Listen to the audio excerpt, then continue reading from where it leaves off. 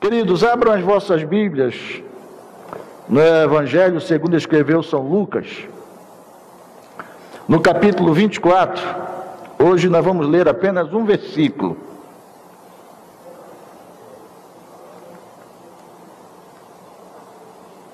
O versículo 49.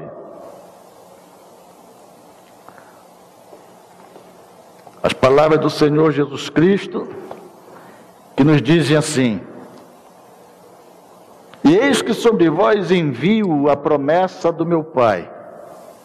Ficai, porém, na cidade, até que do alto sejais revestidos de poder.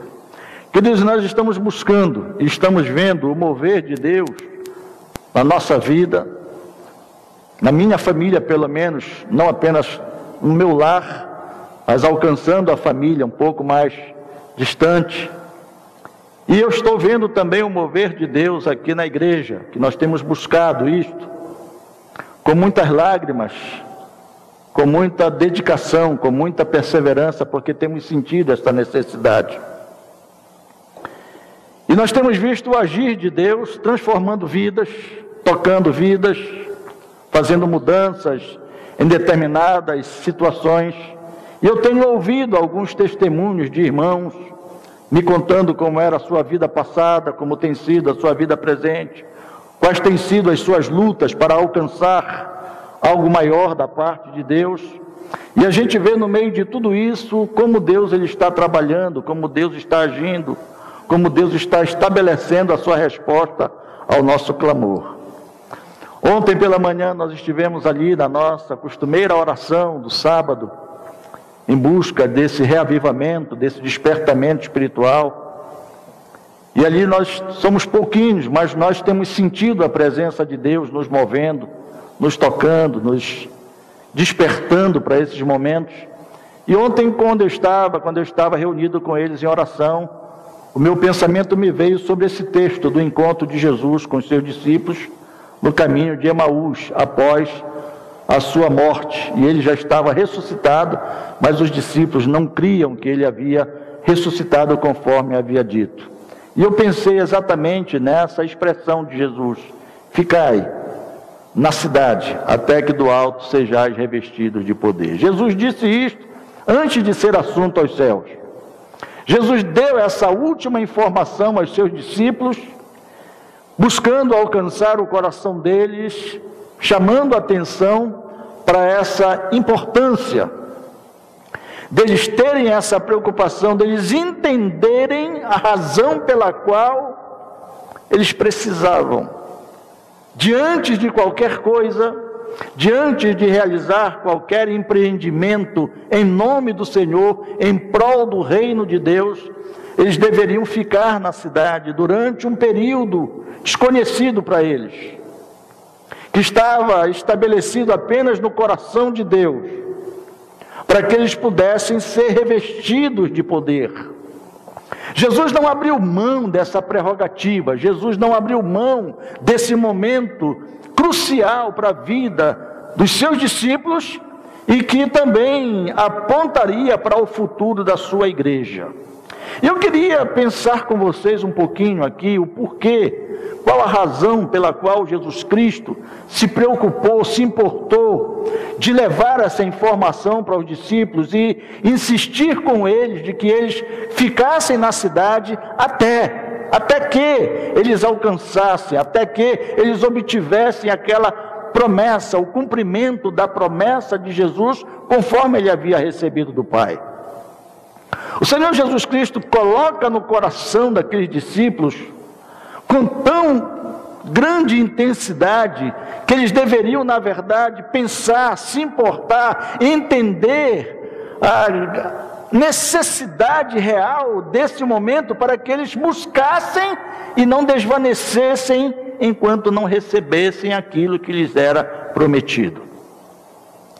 Jesus estava chamando a atenção dos discípulos, olha, como quem diz assim, olha, vocês, se ele pudesse dizer assim, né, vocês, pelo amor de Deus, não abram mão dessa realidade, não abram mão do cumprimento dessa promessa. E Jesus poderia dar muitas razões, e são estas razões que nós vamos tentar buscar esta noite, para dizer para nós aqui: olha, precisamos disto. O Senhor Jesus Cristo, ao estabelecer o seu ministério na terra, com a idade de 30 anos, Ele procurou homens, escolheu homens segundo o seu próprio sentimento, segundo a sua própria vontade, segundo o seu próprio coração, e os trouxe para perto dele. Ele tornou esses 12 homens seus discípulos mais próximos, os seus alunos, aqueles que estariam com ele, desenvolvendo um curso de aprendizado teológico acerca das coisas de Deus, acerca do reino de Deus, não apenas de uma forma teórica, não apenas recebendo informação verbal, informação acadêmica, mas eles estariam convivendo com Jesus diariamente, aprendendo também a prática do ministério. Que curso maravilhoso! Eu queria ter podido fazer um curso assim, onde não apenas recebo informação, não apenas recebo informações acadêmicas, mas também tenho alguém em quem espelhar os meus feitos, as minhas realizações, aonde buscar, na verdade, a influência e também o exemplo. E esses discípulos, eles tiveram tudo isso. E conviveram com Jesus durante 3 anos. Eles ouviam coisas que nenhum discípulos ouviam. Eles receberam instruções que eram instruções específicas para que eles pudessem desenvolver mais tarde o ministério para o qual eles foram chamados. Eles foram uma espécie de elite do Evangelho, não porque fossem melhores, mais capacitados do que nós, mas porque eles tiveram o privilégio, a bem-aventurança de terem sido escolhidos pelo próprio Cristo, pelo próprio Senhor, pelo próprio Salvador, para estarem com Ele, aprenderem com Ele, desenvolverem com Ele o seu modo de vida a partir do início daquele discipulado. E Jesus levou 3 anos ensinando aquele grupo de 12 apóstolos, que mais tarde se tornariam apóstolos, dando a ele os segredos, dando a ele a sua intimidade, o seu companheirismo, a sua amizade, mostrando quem de fato ele era, fazendo-se conhecido deles, trazendo informações que vinham do coração do Pai para o coração de Jesus, e Jesus dava essa informação, levando-os para aquele monte, onde ele é transfigurado diante deles. Eles contemplam a glória do Senhor, onde eles veem coisas que os deixam extasiados, ao ponto de dizer: Senhor, bom é estarmos aqui. Eles contemplam coisas que nenhum outro ser humano havia contemplado, de poder caminhar sobre a água, como Pedro andou, apenas confiando na expressão: vem Pedro, caminha sobre as águas, vem ter comigo. E em obediência àquela palavra, aquele homem comum, aquele homem semelhante a nós, dá aqueles passos e depois reflete, cai na sua própria confusão, afunda. O Senhor vem, o sustenta, o salva e o leva em segurança para o barco.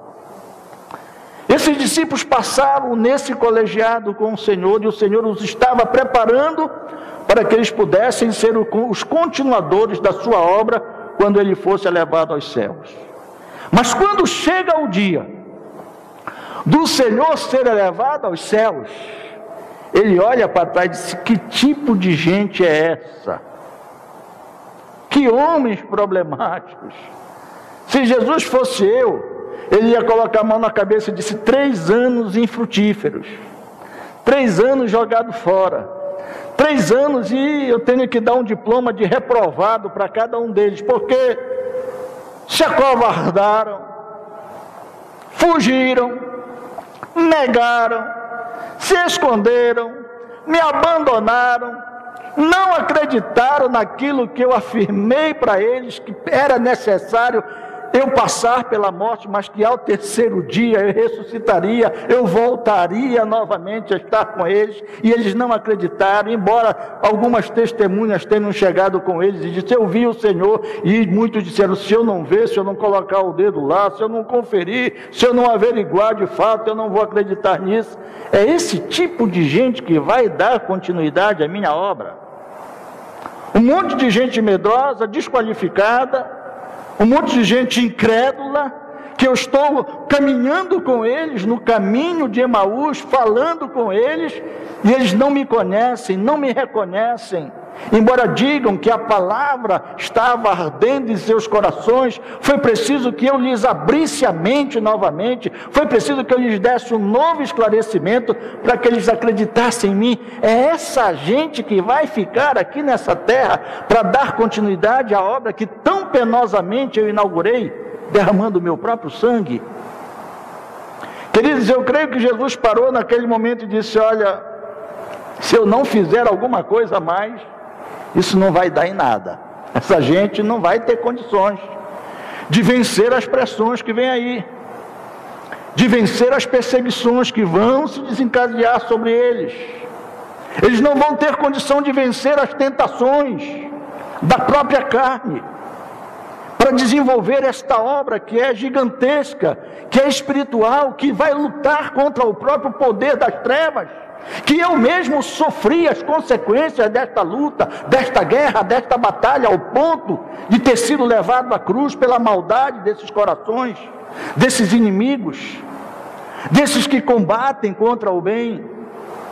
Jesus olhou para aqueles discípulos e disse: se eu deixar eles assim como eles estão, se eu simplesmente partir agora e deixá-los na condição que eles se encontram, eles vão sucumbir, porque a tarefa é grande, a obra é pesada, ela é tremenda, e ela não é feita de ânimo leve, nem pode ser feita somente no poder da carne. Por isso que Jesus Cristo entendeu a necessidade, e o Pai já havia prometido que aqueles discípulos precisavam de um revestimento. E quem sabe me dizer o que é um revestimento? É um fortalecimento, é uma capacitação maior, é um desenvolvimento mais acurado, é uma cobertura maior. E era isso que Jesus estava dizendo para eles: olha, cuidado, não se precipitem, não façam as coisas de qualquer forma, não saiam de qualquer maneira, não pensem que vocês podem fazer as coisas no braço da carne, não pensem que vocês podem fazer as coisas segundo o vosso próprio entendimento, segundo as vossas próprias forças, segundo as vossas próprias capacidades. Para realizar esta obra, para desenvolver esta obra espiritual, vocês vão precisar da capacitação, do revestimento do Espírito. E esse revestimento, ele só pode ser concedido por Deus. Ele só pode ser concedido lá do alto. Não existe aqui na esfera humana nenhuma empresa, não existe nenhum lugar onde possa ser forjado, formado, confeccionado e concedido esse revestimento, senão apenas aquele que vem do alto. Por isso, fiquem na cidade até que do alto sejais revestidos de poder. E os discípulos entenderam isso, queridos. E eles se fecharam num lugar chamado cenáculo, e ali apenas se colocaram em oração. Jesus não deu para eles uma fórmula, Jesus não disse para eles o método, Jesus não disse para eles de que forma, de que maneira eles deveriam, quanto tempo eles deveriam buscar. Tudo que Jesus disse: olha, a coisa é tão importante, é tão necessária, é tão fundamental, que vocês devem ficar lá em oração, até que do alto vocês sejam revestidos do poder. O segredo é ser revestido do poder. O sinal que tudo chegou ao seu final da espera é quando vocês forem revestidos de poder. Queridos, deixa eu fazer uma pergunta para vocês. Por que Jesus se preocupou em dar essa instrução e orientar os discípulos para que eles buscassem e esperassem esse revestimento de poder? Porque Jesus sabia que apenas com essa capacitação, apenas com esse revestimento, esses discípulos tão bem preparados, não teve escola teológica melhor do que aquela que Jesus Cristo realizou com os seus 12 discípulos, que se tornaram apóstolos.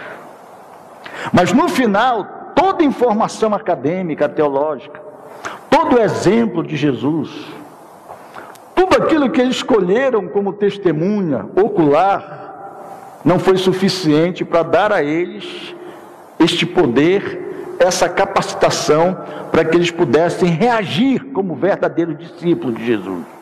Sem essa capacitação, sem esse revestimento, quando veio a pressão, eles fugiram, eles se perturbaram. Sem essa capacitação, sem esse revestimento maior do Espírito Santo, quando Jesus desapareceu da presença deles fisicamente, eles se perturbaram, ficaram incrédulos, não conheceram mais a realidade da palavra, mesmo diante do testemunho de pessoas abalizadas dizendo: eu vi o Mestre. O Senhor entendeu que aqueles discípulos eram semelhantes ao homem, e o Senhor sabe o que ele passou nesta terra para vencer as tentações, para vencer a força do pecado, para vencer as artimanhas do próprio inimigo. E ele sabia que ele estava revestido do Espírito como ser humano. E ele sabia que era essa a única diferença que capacitava, que dava a ele, que diferenciava ele em relação aos seus discípulos e a sua natureza divina. Como ele sabia que os discípulos não tinham essa natureza divina presente neles, ela estava apagada por causa do pecado, Jesus disse: vocês precisam do revestimento de poder. Queridos, agora vamos pensar uma coisa.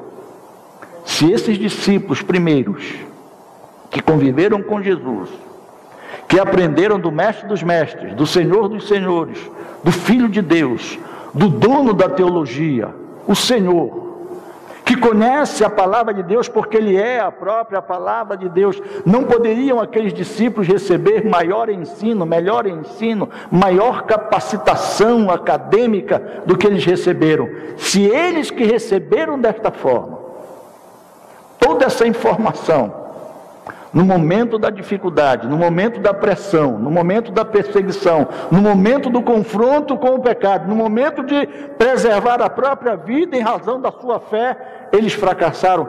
Imaginem nós, que aprendemos com homens falhos como nós, que aprendemos com homens confusos de mente como nós, que nos dizem: olha, esta é a verdade, e nós aprendemos como verdade, mas muitas vezes não entendemos, não sentimos, não discernimos como verdade, e por isso tanta confusão há. Imaginem nós, o que será de nós se nós abrirmos mão, se nós negligenciarmos, se nós não dermos a devida atenção a essa palavra do Senhor? Olha, espera o revestimento de poder.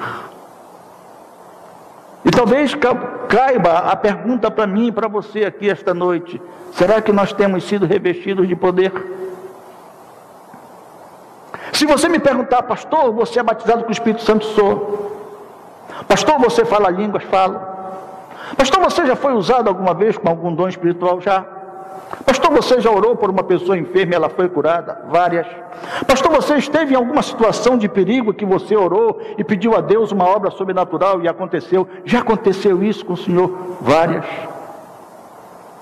Pastor, e o que é que está faltando para o Senhor ser revestido de poder?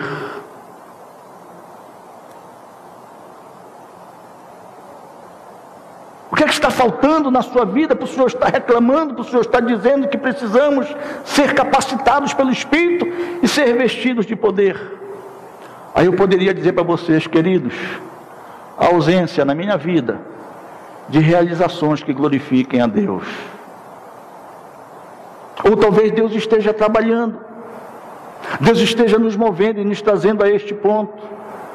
Quando nós começamos esta igreja, quando nós iniciamos esta igreja, nós não iniciamos esta igreja como a maioria das igrejas começa, um grupo de pessoas, amigas, que estavam dentro de uma outra igreja, que se por alguma razão se decepcionaram, se aborreceram, não concordaram mais com a dinâmica, com a doutrina, com a administração daquela igreja, e saíram e fundaram uma outra igreja.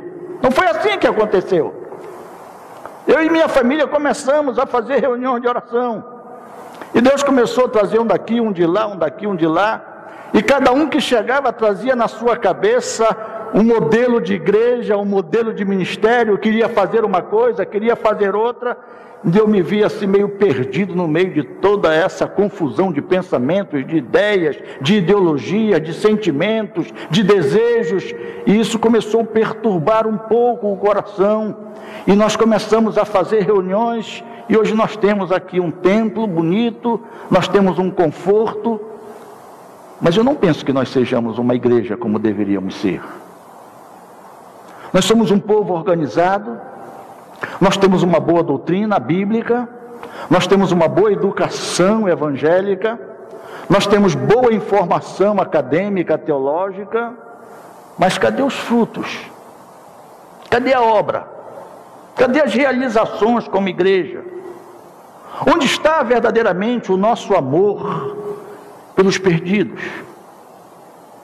Onde está de fato, irmãos, o nosso verdadeiro relacionamento como irmãos, como igreja, como família espiritual que somos? Onde está de verdade a nossa coesão, a nossa unanimidade de fazermos e buscarmos as mesmas coisas para a glória de Deus?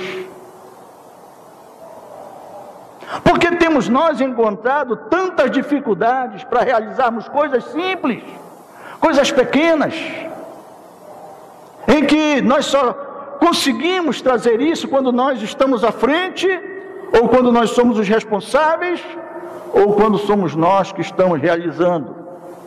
E nós queremos todas as honras, nós queremos todas as oportunidades, nós queremos todo o apoio, nós queremos toda a comodidade, mas quando se trata do projeto do outro irmão, nós muitas vezes dizemos, não, isso não é meu, não tem nada a ver com isso, e nós acabamos deixando de fazer as coisas, porque não nos sentimos apoiados, quer seja pastor, quer seja um irmão qualquer, quer seja um responsável por uma obra, e simplesmente acaba e ninguém diz nada, a coisa fica para debaixo do tapete, para por ali, e a gente faz de conta que não está acontecendo nada, e isso tem entristecido o coração de Deus, e nós estamos estagnados como corpo espiritual, estamos encharcados de conhecimento, ficamos alegres quando vemos o mover de Deus atuando na nossa vida, ficamos maravilhados quando vemos Deus realizando obras magníficas no nosso ser.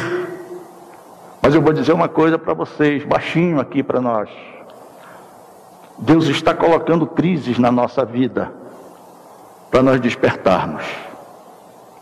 Deus vai ter que fazer conosco aquilo que Ele fez com os discípulos, fazê-los entender que eles nada são sem o revestimento do poder, que eles nada possuem, que eles nada têm, que eles nada são, enquanto eles não entenderem o quanto eles precisam desse envolvimento maior com o Espírito de Deus, essa capacitação que vem do alto, não apenas um esclarecimento verbal da liderança da igreja, não apenas uma informação teológica, não apenas uma palavra de ordem do púlpito da igreja para nos mobilizar, mas nós precisamos aprender que se nós queremos de fato ser igreja e cumprir o propósito de Deus na nossa vida como membros espirituais do corpo de Cristo, nós não podemos abrir mão deste revestimento de poder, queridos.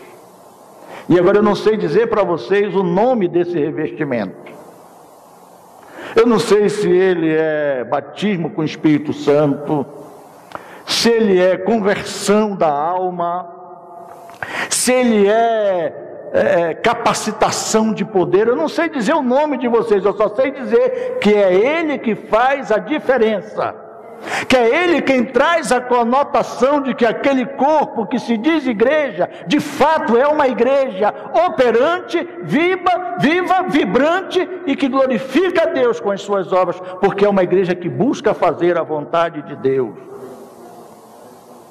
E nós, sem esse Espírito, queridos, se não formos conduzidos, cheios, plenos desse Espírito, nós poderemos ser uma boa organização, poderemos até receber muitos troféus como igreja organizadinha, bem educadinha, bem formadinha, bem limpinha, e nós não sermos nada para Deus. Nós precisamos dessa capacitação. Por favor, não me pergunte como fazer. Pastor, o senhor não pode produzir isso para nós? O senhor não tem capacitação para dar um estudo bíblico e nos revestir deste poder? Não tem estudo bíblico, irmão, que nos faça revestir. não tem porção humana, não tem atividade humana, não tem consagração humana, porque muitas vezes até quando nós nos consagramos para a nossa própria vaidade, para a nossa própria soberba, para o nosso próprio orgulho, e muitas vezes nós estamos nos consagrando para buscar coisas totalmente fora do propósito de Deus. Queremos os revestimentos para aparecer diante dos homens, e não é esta a capacitação que o Espírito quer dar. E nós queremos buscar esta capacitação não conforme os modelos do mundo. Queridos, ou nós somos crentes autênticos, ou nós vamos misturar-nos com tanta coisa parecida e vamos continuar na mesma. Se vocês pudessem sentir, se vocês pudessem ouvir o tanto de gente que está perdida no meio das igrejas, das congregações, aqueles templos tão bonitos, suntuosos, grandes, nada contra.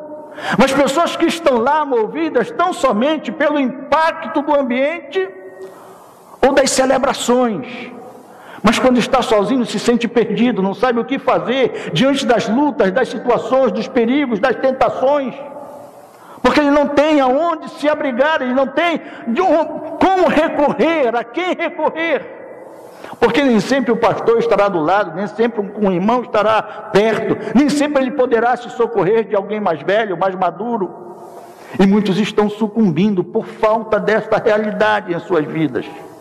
Querem ser crentes, querem ser bons crentes, têm bons propósitos no coração. Até sabem que a sua vida, eles conseguem sentir que a sua vida não está de acordo com aquilo que Deus quer, e eles querem mais. Mas eles não sabem o que fazer.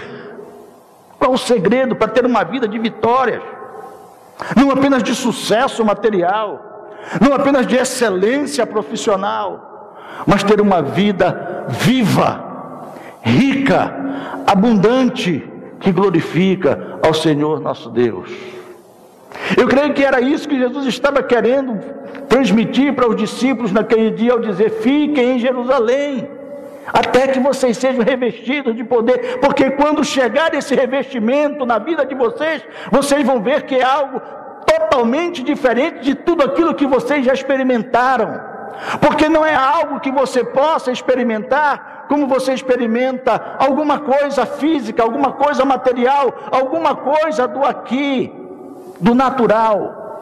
Será algo espetacular, algo maravilhoso, algo que vai preencher essa lacuna, esse vazio, esse sentimento que você sente que falta alguma coisa e não tem. Quando o Espírito encher a tua vida, você vai se sentir pleno, você vai se sentir cheio. E é por isso que a palavra tem a expressão, o batismo com o Espírito Santo. Porque batismo significa estar imerso, estar envolvido, totalmente tomado desse Espírito Santo de Deus. E você vai talvez começar a agir de uma forma diferente de que agem os homens. Talvez você vai ser fustigado, talvez você vai ser incompreendido, talvez você vai ser colocado de lado, mas você terá a certeza de que você está andando segundo a vontade de Deus. Queridos, e nós precisamos entender isso. A primeira coisa para nós sermos revestidos desse poder é sentirmos falta dele. Não é dizer: não, mas eu já sou batizado com o Espírito Santo, já sou até pastor, eu já estou quase encerrando, sabe, o meu ministério, já tenho muito tempo, já estou satisfeito. Queridos, eu estou insatisfeito com a minha vida, eu estou insatisfeito com o meu ministério. Eu poderia dizer: eu já tenho tudo, já estou no final de carreira, deixa eu morrer em paz, deixa eu ficar sossegado, por que eu vou arranjar mais problema, mais trabalho para os meus últimos dias? Mas o meu coração grita e geme, precisa de mais, eu quero glorificar o meu nome mais e mais através desse ministério. E eu digo: Senhor, então eu preciso do teu Espírito. Eu preciso de algo mais do que simplesmente falar em línguas estranhas no momento de emoção na tua presença. Senhor, eu preciso de algo mais do que muitas vezes ser usado por ti, estender as minhas mãos e ver um enfermo ser curado. Senhor, eu preciso muito mais do que muitas vezes alguém me pedir oração, ore por esse problema, eu orar e logo depois receber a notícia: pastor, muito obrigado, Deus respondeu, Deus fez assim. Senhor, eu sinto que falta algo mais, eu quero mais. Como é que eu posso de fato, Senhor, aquilo que mais eu quero na minha vida, como é que eu posso, Senhor, ganhar os perdidos para Ti? Como é que eu posso ganhar, queridos, aqueles que estão próximos de mim? Se eu não sinto esta capacidade, se aquilo que eu tenho usado da força do meu próprio braço, do meu intelecto, não tem sido suficiente. Quando o dia que Jesus tocou o meu coração e me converteu, eu estava num processo de destruição da minha própria vida. Eu estava pensando de como tirar a minha própria vida. E de repente Deus fez um rebuliço na minha alma. Perdoou os meus pecados. Tirou todo aquele negrume da minha alma. Me encheu desse Espírito. Me trouxe esta alegria espiritual. Esta certeza de salvação. E o desejo de o servir. E naquele dia eu cantei um corino que diz assim: eu quero mais e mais de Cristo. Eu quero mais do seu poder. Eu quero mais da sua presença, eu quero mais e mais de Deus. E hoje parece que eu já estou pleno de Deus. Já estou em final já de carreira. Já estou parecido com Paulo: combati o bom combate, acabei a carreira, guardei a fé, só me resta agora esperar o galardão.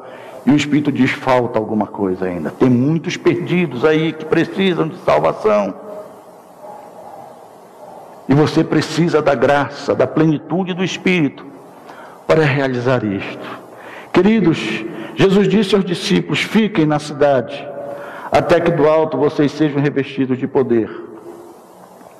Antes de se espalhar na cidade, antes de sair para agir, antes de sair para testemunhar, Jesus disse: o trabalho de vocês só vai ser eficaz, o trabalho de vocês só vai ser produtivo, se vocês fizerem eles na dependência do Espírito, na capacitação do Espírito.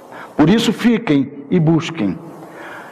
Queridos, eu quero dizer, e não sei se você vai concordar comigo, mas eu quero dizer que toda capacitação humana nada é sem o revestimento do Espírito.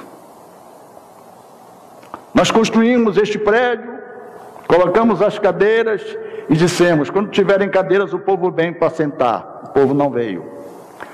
Colocamos, era muito calor aqui, todo mundo se abanava. Não, vamos colocar ventiladores, porque quando colocarmos ventilador, vamos dar um pouco de conforto. Colocamos os ventiladores, o povo não veio. Não, porque é ventilador, já está ultrapassado. Vamos colocar o ar-condicionado. Colocamos o ar-condicionado e o povo não veio. Mas vamos fazer tudo, vamos pintar de ouro isso aqui. E o povo não vem. Porque a capacitação humana, sem a ação do Espírito de Deus, ela nada significa para Deus. Nenhum empreendimento humano, por mais bem elaborado e executado que seja, fará aquilo que só o Espírito pode fazer. Nós já fizemos café da manhã,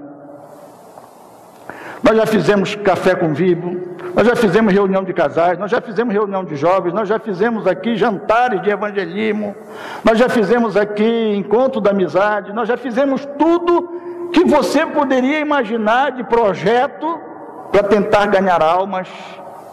E nada trouxe para nós o benefício que nós queríamos.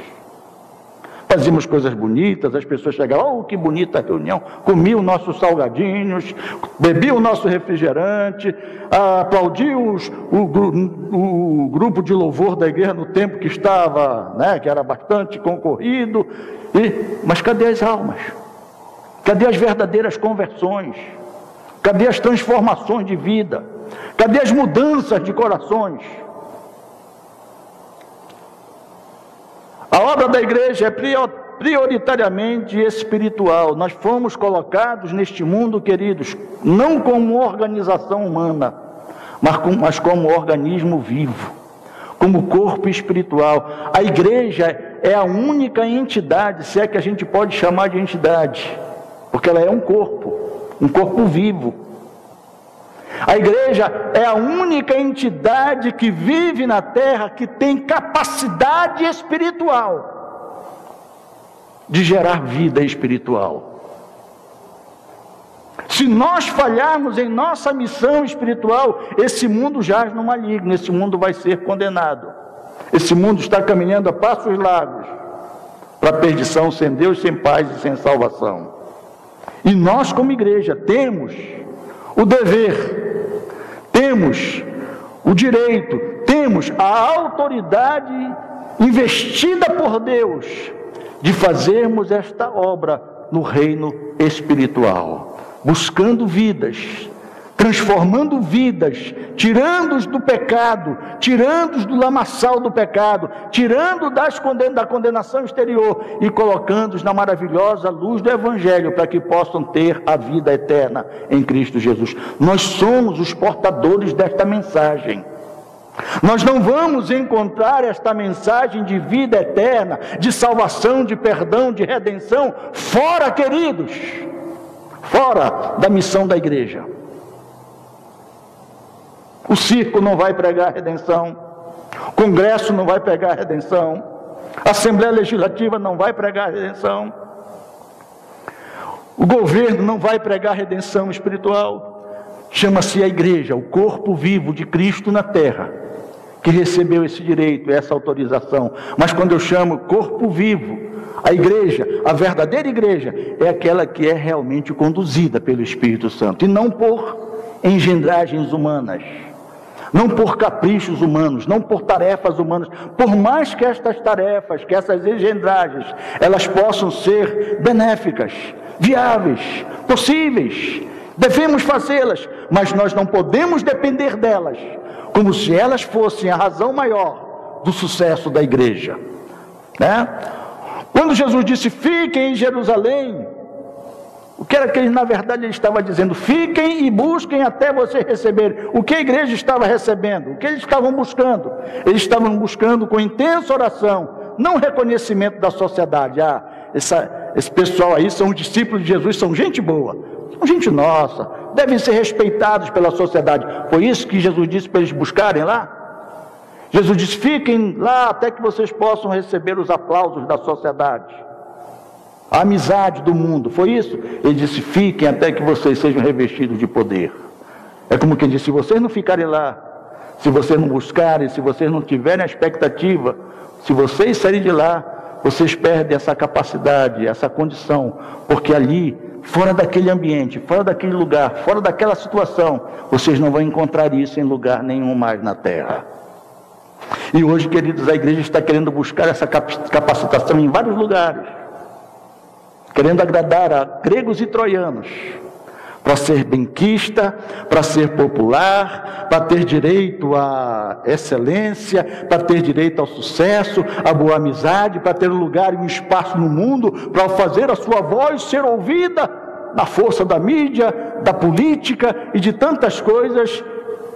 E a condição, o vigor e o poder espiritual, olha, está os crentes mais antigos, os crentes mais maduros, os crentes mais sinceros, os crentes mais comprometidos, eles estão coçando a cabeça e dizendo o que aconteceu com a igreja.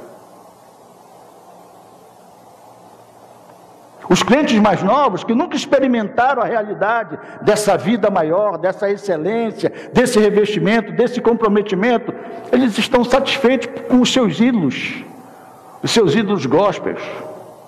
Os expoentes que existem hoje aí, quer seja na arte da elocução da palavra, quer seja no canto, quer seja no louvor, ou em tantos outros lugares, tem os seus heróis, os seus ídolos. Mas essa igreja moderna não sabe, não conhece aquilo que Deus operou e que ainda quer operar, que é transformação de vidas, de cidades e até de países inteiros, pelo poder e unção da palavra de Deus.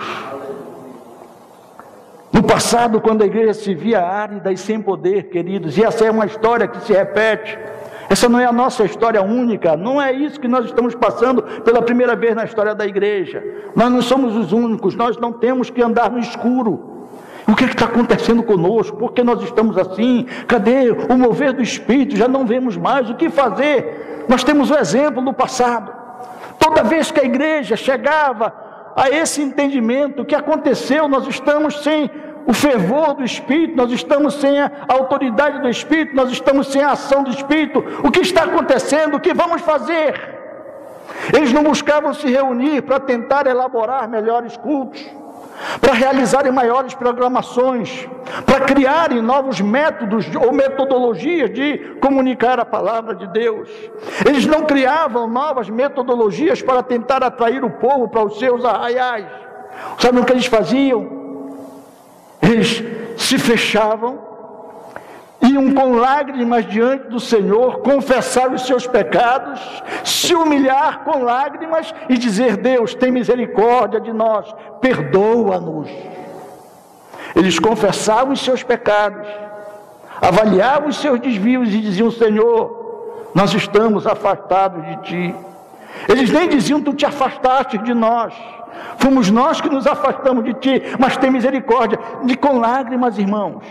E diga-se de passagem, muitas destas pessoas queridas do passado pagaram com a própria vida o preço de verem um revestimento, um reavivamento do Espírito acontecer na sua época.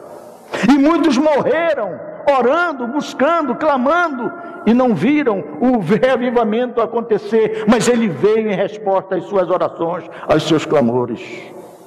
Nós nunca vimos ali a igreja se reunir para pensar em como abordar, porque hoje nós temos que ter uma metodologia moderna para abordar o pecador, para tentar alcançá-los. Irmãos, o evangelho continua o mesmo, o pecado do homem continua o mesmo, nada mudou. O que mudou foi o nosso coração, o que mudou é a nossa condição. Nós temos que dizer: sou um bom cristão, sou um bom crente, sou um crente honesto, sou um crente sincero. Mas se você avaliar a sua vida como eu avalio a minha, eu tenho que dizer: mas está me faltando realmente esse mover maior do Espírito de Deus. Eu não tenho medo nem receio de confessar isso a vocês como pastor. Se não quiserem mais que eu pregue, eu não prego, mas eu vou pregar em outro lugar. Mas a verdade é essa, irmãos, eu não estou satisfeito com a minha vida espiritual. E não tem quem me acuse de pecado, quem diga: é porque ele está em pecado, porque ele está isso, aquilo. Eu quero é ver quem é que vai me acusar de pecado diante de Deus. Mas a minha vida está vazia, a minha vida está faltando realmente essa plenitude, para que eu possa, quando falar com o pecador, eu anunciar Jesus Cristo e vê-lo chorando, como eu vi tantas vezes no passado, quando eu era jovem, falando muitas vezes com pessoas malignas. E lá naquela praça, menino ainda, com um paletozinho, a gente falava de Jesus para o pecador, e o pecador em via pública dobrava o joelho chorando e dizia: eu quero aceitar Jesus como meu Salvador. E nós éramos, o Marcos me acompanhou em muitas dessas aventuras, e sabe do que eu estou falando. Hoje eu sou pastor, ando no meu carro para cima e para baixo, mas onde estão as almas? Onde está o fruto? Onde está o resultado? O resultado é esse? Todo domingo pregar bonitinho aqui, os irmãos dizerem amém, amém, amém. Isso não me traz satisfação, traz alegria, porque eu estou fazendo a obra de Deus. Mas onde estão os perdidos, queridos? Onde estão aqueles que precisam ouvir este evangelho? Precisamos, sim, dessa plenitude do Espírito. Nenhum esforço humano pode produzir o fruto do Espírito em nossa vida, o poder que nós precisamos para realizar a obra de Deus, para nos capacitar a realizar aquilo que Deus quer que façamos. Eu quero dizer para você que nós podemos, na verdade, inclusive, fazer uma porção de coisa. Podemos fabricar, podemos imaginar, podemos substituir coisas, podemos criar coisas, mas nada disso vai acrescentar almas no reino de Deus. Nós podemos até encher a igreja de pessoas para uma bonita programação, colocar balão, enfeitar a igreja, fazer coquetel, fazer tudo e dizer: olha, a entrada é grátis, vai ter lá um rango para você depois da pregação, vai ter um rango. Muitos virão aqui, nós vamos encher a igreja, e podemos fazer isso domingo após domingo e ter todos os domingos a igreja abarrotada de gente. Mas eu pergunto: será que nós estamos enchendo a igreja? Mas nós estamos enchendo também o reino de Deus? Nós estamos enchendo o céu de almas transformadas? Ou nós estamos apenas enchendo a igreja de simpatizantes a nosso respeito? Isso não é obra para a igreja. Isso aí qualquer partido político faz, e consegue colocar mais gente. Qualquer estádio de futebol consegue colocar. Quantos tinham lá hoje, Marcos? Né? 40 mil pessoas, 60 mil pessoas assistindo lá, 2 times se degladiaram. fazem isso vendendo ingresso, a gente convidando de graça, às vezes não consegue colocar isso aí no mangueirão. Engenhosidades humanas. Pode até atrair as massas, mas não convencê-las do pecado, da justiça e do juízo. Pode até causar um rebuliço e aparente ação, mas não converter corações. Vamos fazer, nós estamos no ano da emancipação da igreja, nós estamos no ano da maioridade da igreja, vamos fazer o ano de tantas programações, e vamos fazer isso, vamos mudar o nome das ruas, vamos colocar não sei o que mais, vamos construir isso, construir aquilo, e podemos mobilizar toda a cidade para falar o nome da igreja. Mas no final, quantas almas realmente foram alcançadas, foram redimidas, transformadas, libertas do pecado, da condenação e apresentadas a Jesus Cristo como Senhor único e Salvador de suas almas? É fácil causar rebuliço, é fácil causar impacto naquelas pessoas que nos ouvem. De certa forma eu estou até hoje aqui causando impacto na vida de vocês e na minha própria vida. Mas será que nós estamos fazendo festa no céu hoje? O que é que vocês acham? Quando é que há festa no céu? Quando um pecador se arrepende. Quantos pecadores têm se arrependido aqui no nosso meio? Nós temos feito festas para nós. Nós temos feito rebuliço entre nós. Isso é bom. Devemos continuar fazendo. Mas que tipo de festa nós estamos promovendo no céu? Que tipo de alegria nós estamos causando no coração de Deus ao trazermos pecadores que se arrependam? Jesus disse: olha, fiquem até. Queridos, esse ficar e até me faz pensar em perseverança, em não desistência, em continuidade. O tempo como diz o outro, o tempo ruge, né? O tempo urge, mas Jesus foi muito enfático. Ficai até que do alto sejais revestidos de poder. Jesus não determinou dia nem hora. Jesus não estabeleceu um tempo. Jesus não deu uma previsão para eles de quantos dias seriam necessários eles perseverarem. Jesus queria testar o coração, a vontade, o desejo, a obediência deles, a fé deles. Fiquem até. Eu não sei quanto tempo nós precisamos orar. Eu não sei quanto tempo nós precisamos estar diante de Deus clamando: Senhor, faz algo novo na minha vida. Senhor, renova-me de fato. Senhor, renova-me pelo Teu Espírito. Senhor, capacita-me com Teu Espírito. Eu tenho uma capacitação, Senhor, teológica. Eu tenho uma capacitação acadêmica. Eu uso até anel, Senhor, de bacharel em teologia. Mas cadê as almas, Jesus? Eu poderia até me conformar e dizer: Senhor, eu estou pregando e as pessoas estão sendo transformadas. Os crentes estão sendo melhorados. Basta isto para mim. Mas o Espírito diz: isso não é suficiente. Eu quero mais de você. Eu quero que você ganhe almas. Eu quero que você arrebate os que estão perecendo, tirando-os do fogo.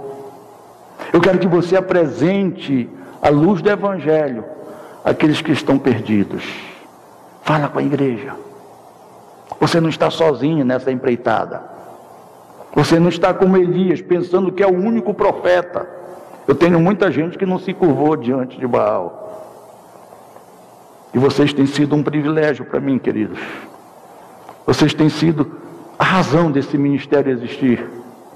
Vocês têm sido o fruto desse penoso trabalho. Vocês têm sido aqueles que Deus colocou aqui. Vocês não vieram por minha simpatia, porque isso eu não tenho. Vocês não vieram porque aqui vocês recebem grana.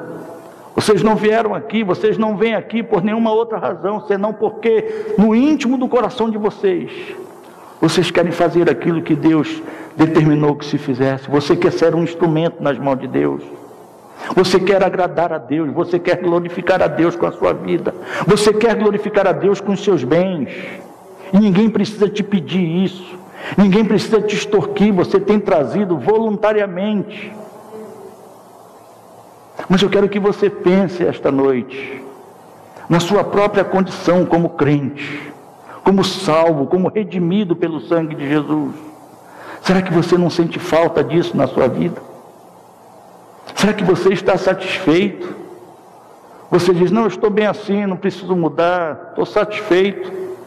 Queridos, Deus está colocando crises na nossa vida, para que nós nos aproximemos dEle.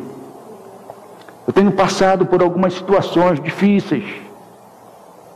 Eu tenho aprendido isso, Senhor, estas crises são bem-vindas. Elas não são agradáveis de serem vividas, mas elas têm sido bem-vindas, porque elas têm me aproximado de Ti. Elas têm me feito voltar ao Teu caminho. Elas têm me feito voltar à oração. Elas têm me feito voltar ao desejo de ter comunhão contigo, de depender de Ti, de acreditar em Ti, de confiar em Ti, Senhor.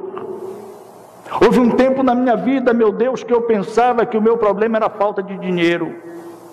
Que se eu tivesse um recursozinho guardado, todos os meus problemas se resolveriam. Hoje eu tenho uma caderneta de poupança, e o Senhor disse assim, eu vou tirar centavo por centavo, até que tu voltes a depender de mim, como tu dependias e eu nunca te deixei passar necessidade.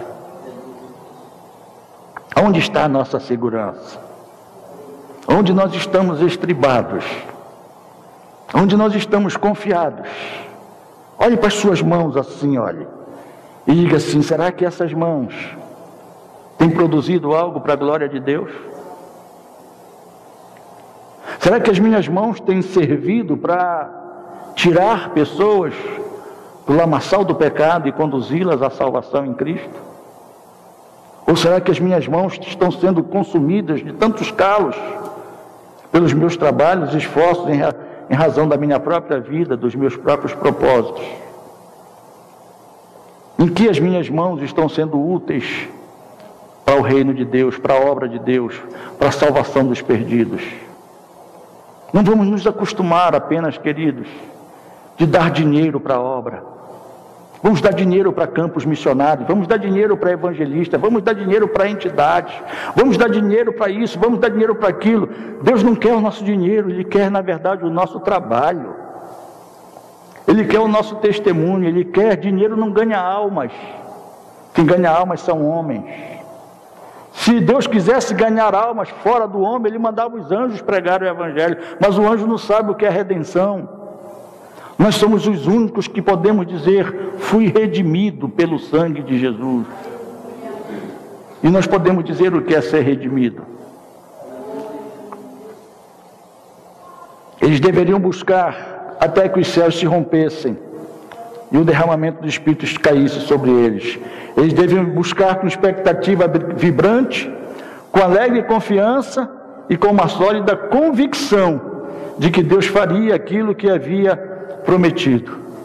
Quando eles começaram a orar, passado o tempo, e perseverarem na oração, chegou um dia que o Espírito de Deus veio de uma forma tremenda e alcançou as suas vidas e fez algo que mudou o coração daqueles homens, que os transformou em verdadeiras testemunhas, e eles saíram pelo mundo e alcançaram para Jesus o mundo da sua época. Muitos pagaram com a própria vida, muitos derramaram o próprio sangue em favor do Evangelho, mas quão diferente eles ficaram daqueles discípulos fracos, covardes, incrédulos, amedrontados, que abandonaram a Jesus no primeiro sinal de perigo. Agora, diante da morte, sem ter Jesus visível, fisicamente presente, pela fé, eles alcançaram um testemunho de que foram vencedores, de que foram heróis da fé, porque pela fé eles guardaram o testemunho de Cristo no seu coração. E nós, queridos, se fosse exigido isso de nós hoje, o que seria da nossa vida? O que seria da nossa fé? O que seria do nosso testemunho? Eu creio, queridos, que nós precisamos desse revestimento, não apenas para fazermos coisas grandiosas, para movermos os céus, para fazermos milagres, para curarmos os enfermos, mas eu creio que nós precisamos mais desse revestimento hoje, para vencermos o próprio mundo, para vencermos a nossa própria carne e para sermos verdadeiras testemunhas de Cristo. Se nós formos revestidos desta forma, pelo Espírito de Deus, você vai atrair as pessoas sem palavras. Hoje você talvez diga: pastor, eu não falo de Jesus porque eu sou envergonhado. Olha, eu não falo de Jesus porque eu sou tímido. Pastor, eu não falo de Jesus porque eles têm cada resposta para dar, cada argumento para apresentar. Mas, querido, deixa eu dizer uma coisa para você: se você for realmente revestido do poder, você vai ver que todas essas barreiras vão cair por terra. E você vai ser um ganhador de almas. E você vai ver muitas pessoas arrancadas do poder das trevas e colocadas na luz preciosa do Evangelho. Bom, queridos, eu só posso ir até aqui. Nada mais do que eu disser vai resolver o problema. Agora, fica com cada um de nós diante do Senhor. Cabe agora a mim e a você avaliarmos a nossa própria condição, a nossa própria realidade e dizermos: eu não preciso disso. Eu acho que isso é um exagero. Eu acho que essa mensagem não cabe para esta igreja. Ou dizermos: Senhor, tem misericórdia. Ajuda-me a desejar ardentemente isto e a buscar até que eu seja revestido de poder. Pai, oh Deus, Senhor, é com vergonha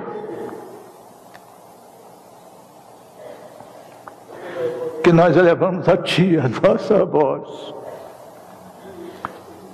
É com um sentimento de humilhação que nós nos curvamos diante da Tua presença. Senhor, é com vergonha de Ti que nós nos dirigimos à Tua santidade, porque temos falhado, temos pecado contra Ti, ao negligenciarmos o Teu Espírito na nossa vida, ao abrirmos mão, Senhor, desta necessidade tão urgente em nossas vidas. Senhor, se os homens nos perguntarem se nós temos a experiência do Pentecostes, muitos de nós diremos: temos. Se os homens nos perguntarem se nós falamos línguas, muitos de nós diremos: falamos. Se os homens nos perguntarem se nós lemos a Tua palavra, muitos de nós diremos: lemos. Se muitos dos homens nos perguntarem se somos bons crentes, nós vamos dizer que sim. Mas a grande verdade, Senhor, é que nós temos sido inoperantes no Teu reino. É vergonhoso dizer isso, mas nós temos sido egoístas.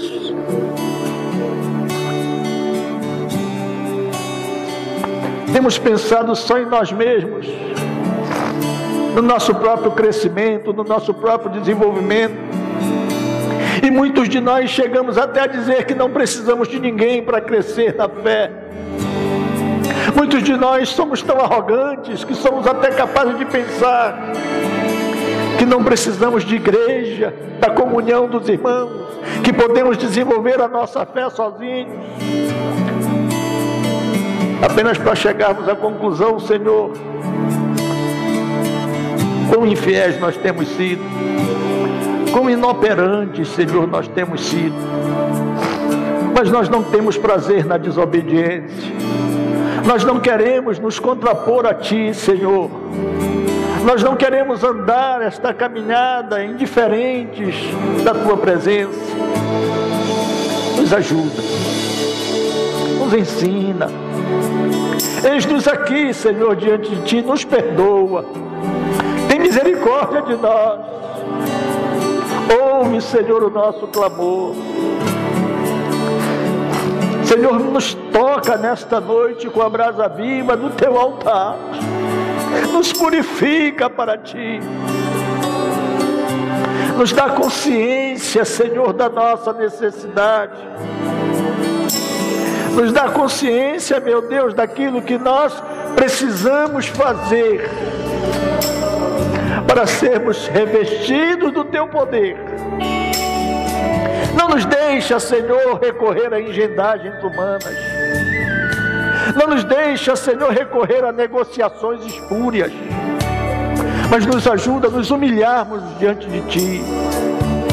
Nos ajuda, Senhor, a reconhecermos o nosso pecado e clamarmos a Ti em sinceridade pela nossa falta.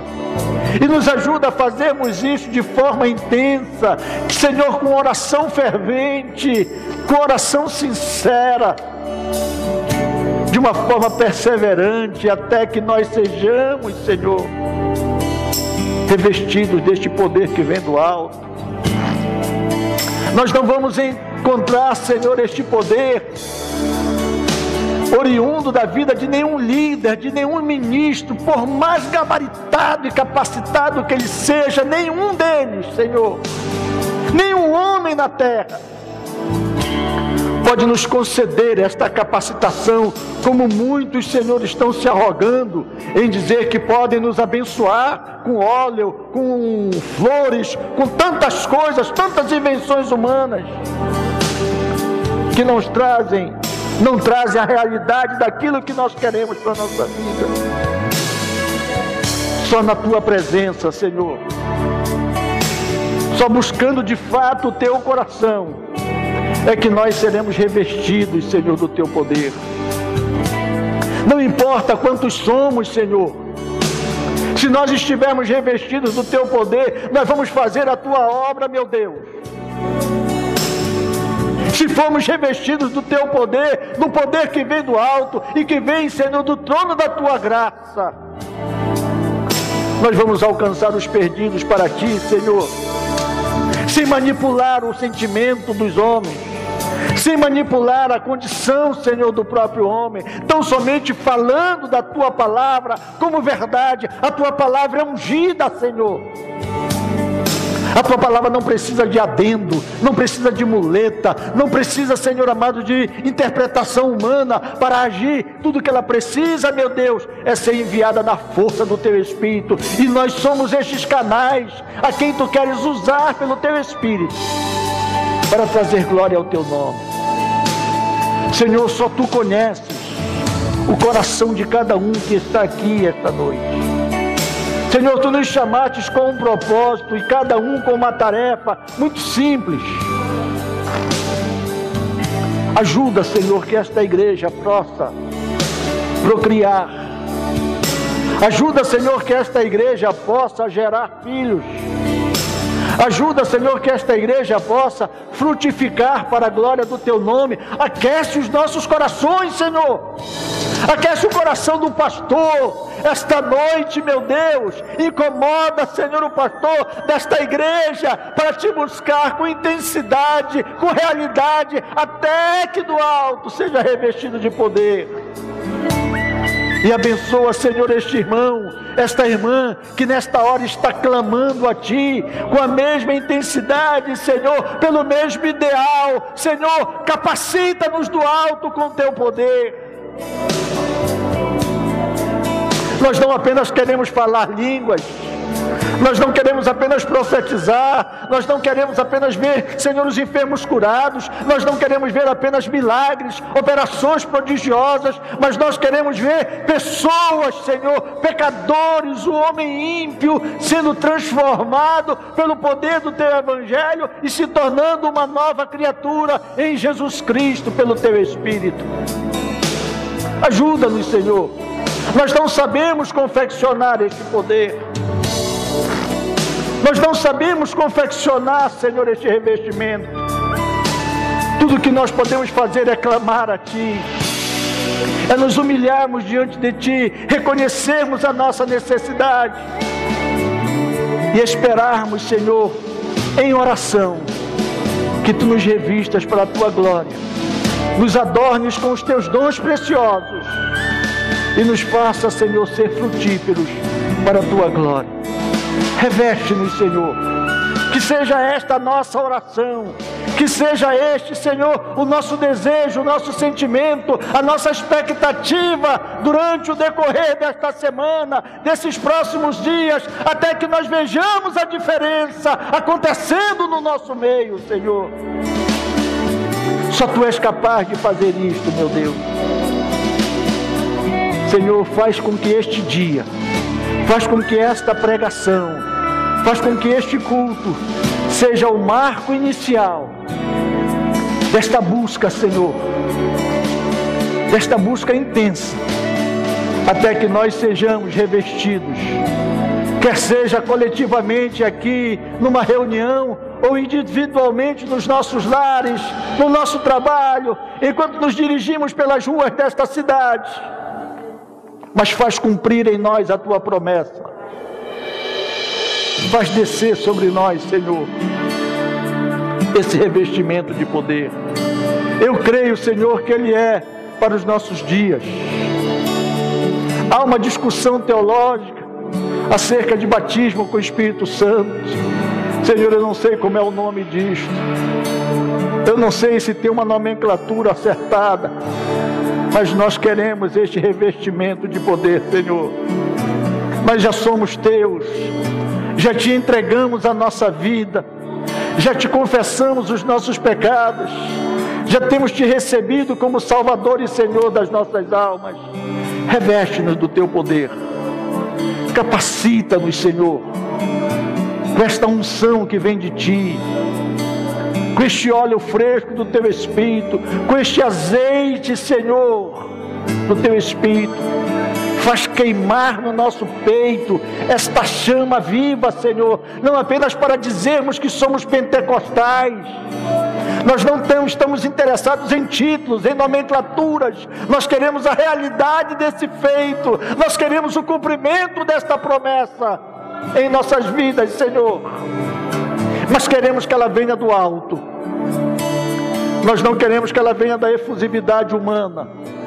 Não queremos que ela venha como fruto, Senhor, de engendragens humanas, mas que venha do alto, derramada por Ti, do trono da Tua majestade e santidade, e que caia como óleo fresco, Senhor, sobre a nossa cabeça, e nos traga, Senhor, esse mover tão necessário, indispensável, do Teu Espírito. Te agradecemos, Senhor, porque sabemos que Tu nos ouves. Te louvamos, Senhor, porque sabemos que nós não somos os maiores interessados no cumprimento desta promessa, mas Tu queres cumprir esta promessa em nós, Senhor. Faz a Tua vontade em nossas vidas, pois nós te oramos agradecidos por tudo, ó Pai. Em nome de Jesus e para a Tua glória, Senhor. Amém, Jesus. Amém, Senhor. Louvado seja o nome do Senhor. Queridos, que este seja apenas o início daquilo que Deus quer fazer na nossa vida. Não vamos descansar, não vamos deixar de perseverar. Nós somos pessoas inteligentes, Deus nos deu uma inteligência. Nós não precisamos que ninguém coloque dedo em riste e nos acuse ou nos manipule de alguma coisa. Cada um examine-se a si mesmo, diz a palavra de Deus. Que você possa sentir no seu coração essa necessidade, e você possa buscar. E acima de tudo, queridos, que nós possamos zelar por aquilo que Deus colocar em nossas mãos. Como pastor, eu tenho uma alegria muito especial de ser pastor desta igreja. Durante muito tempo eu fiquei confuso, perturbado por muitas situações, até que Deus me fez entender uma coisa: que essa igreja não estava pronta. Essa igreja não era a igreja, que eu imaginava, mas o Espírito de Deus estava conduzindo a ela à maturidade, ao momento oportuno. E eu posso, depois deste dia, dizer a vocês: eu tenho visto Deus operar no nosso meio, queridos. Eu tenho visto Deus operar no nosso coração e no coração daqueles que se colocam, se submetem à sua direção e à sua vontade.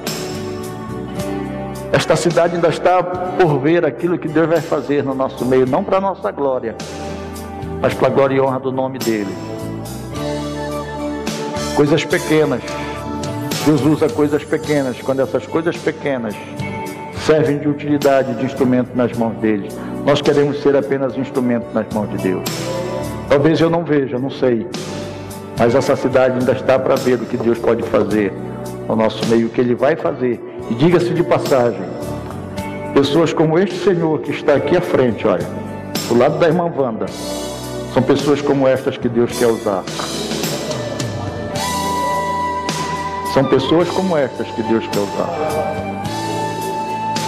São pessoas como estas que Deus vai usar.